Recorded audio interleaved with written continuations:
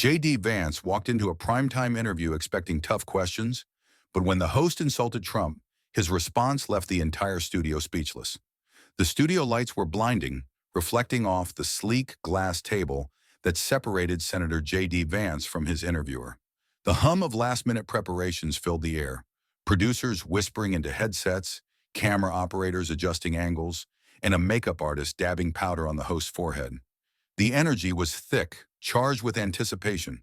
It was a high-stakes political interview, watched by millions across the country.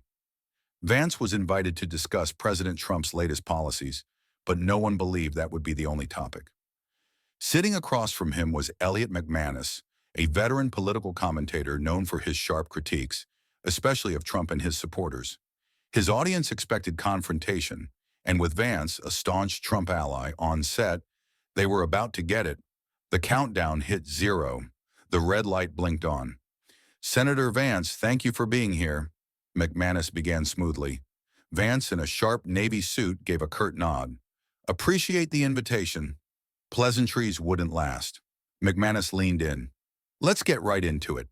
President Trump's policies have been called extreme, even by some in your party. Critics say he prioritizes loyalty over the country's well-being. You've defended him at every turn. Why?" The wording was strategic. The tone pointed. Vance had seen this before. He stayed composed. "I support the president because his policies work. We've seen economic growth, a stronger stance on international affairs, and real efforts to prioritize American workers. That's why millions voted for him." McManus exhaled, skepticism flashing across his face. "But at what cost? Half the country sees him as a threat to democracy." Vance's jaw tensed. "That phrase gets thrown around a lot, but if democracy means listening to the will of the people, then you can't ignore that Trump won because Americans believed in his vision. That's how elections work." McManus smirked. "Let's be honest.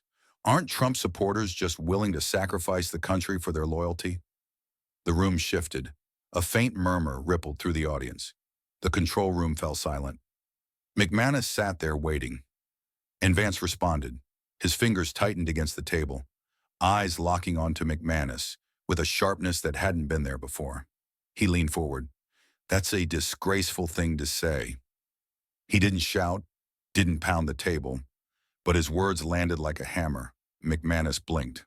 "How so?" "You're not just attacking the president," Vance continued, his voice controlled but firm.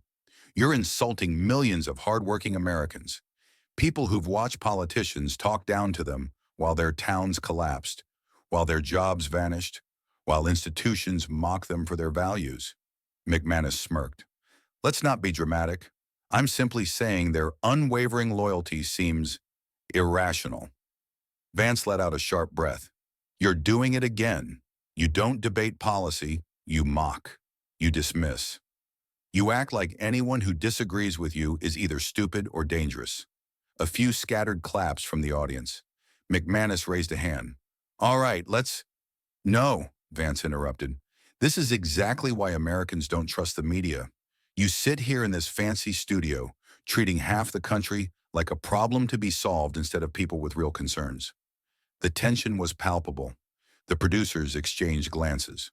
The cameraman's grip tightened on his rig. McManus forced a chuckle.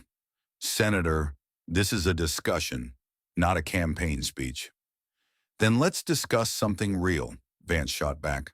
"Like why people are tired of being insulted on national television just for voting differently than you want them to." The audience reacted. Claps, murmurs, even a few low boos aimed at McManus. McManus straightened his papers. "Let's step back." But there was no stepping back. The moment had already taken on a life of its own. McManus had lost control. He exhaled sharply, flipping through his notes. Vance, on the other hand, was dialed in. He wasn't just answering questions. He was standing his ground.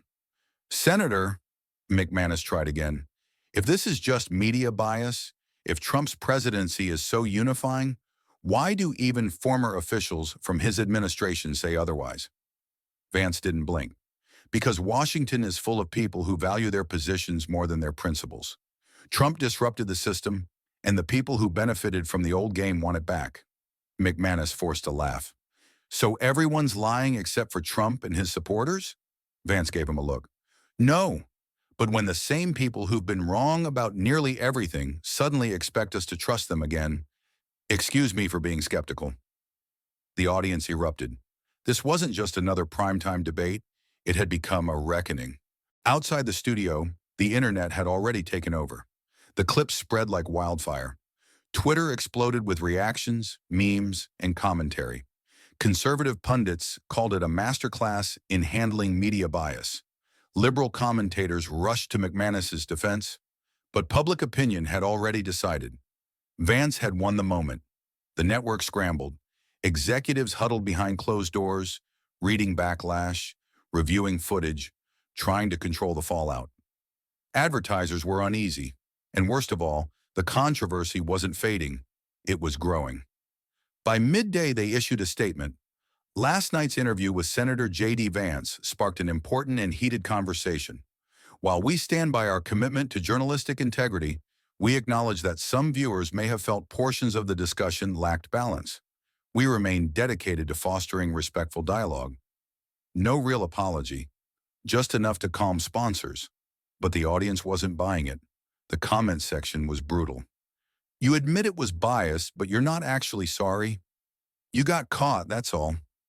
Meanwhile, McManus had gone silent. No tweets, no follow-ups, just radio silence. Vance, on the other hand, seized the moment. He made the rounds on conservative talk shows. If the media is so neutral, why do they panic when someone pushes back, he asked. The host nodded.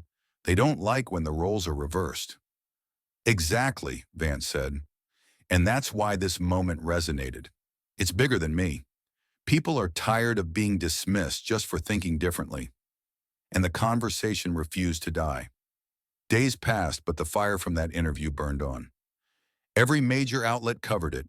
Some condemned it, some praised it, but all admitted one truth. This moment struck a nerve. McManus, once an unshakable media figure, now had a stain that wouldn't wash off. The network, usually adept at controlling narratives, was losing its grip. Meanwhile, J.D. Vance thrived. He wasn't just a guest anymore. He was a political force. Because this wasn't just about one interview. It was about trust, power, and who controls the narrative. And that's why it wouldn't go away. So now the question is yours. Do political debates feel fair? Does the media treat all voices equally? Or do moments like this prove some opinions are always meant to be dismissed? Let me know what you think in the comments. And if you want more stories that cut through the noise, don't forget to subscribe. Because in a world where narratives are shaped before the truth even comes out, you need to hear the full story.